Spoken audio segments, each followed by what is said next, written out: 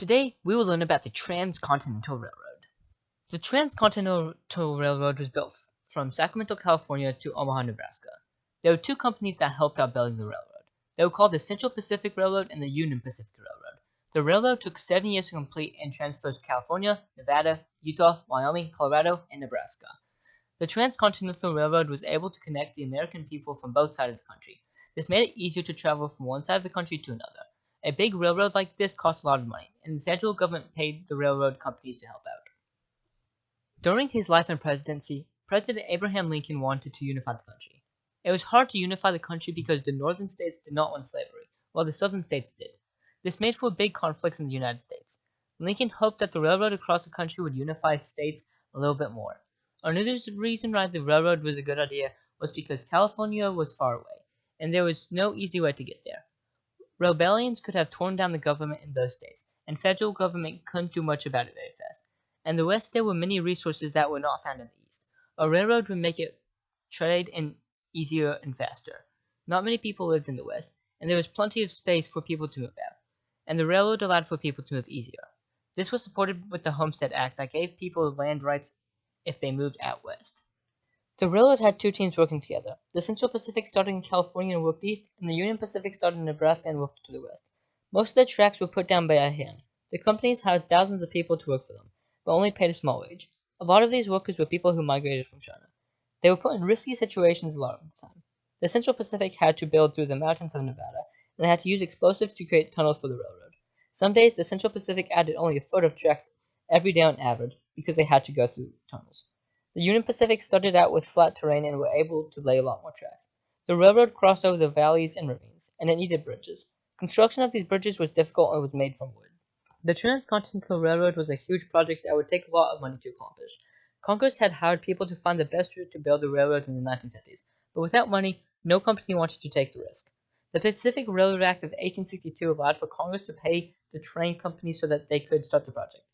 They agreed that the 32nd parallel would be the best option for construction. The government gave both of the companies rights to a couple hundred feet on each side of the tracks. This act gave the opportunity for many people to get jobs and make a living for themselves. Many people who didn't have jobs were able to find one, which helped out many people's lives. Building a railroad in the Native American field west proved to be a challenge. The railroads were invading the Native Americans' homes, and this upset them. There were many occasions when Native Americans attacked the railroad, killed livestock, and hurt the workers building the railroad. This caused a lot of problems, and many people died in battles, such as the massacre at Sand Creek and retribution of Julesburg. Most Native American tribes were hostile, but the Pawnee tribes was nice and were even allowed to ride the railroad for free. As the two teams approached each other, they decided to meet in a flat field in Promontory Summit, Utah, on May 10, 1869. To celebrate, they put a golden spike in and hammered it.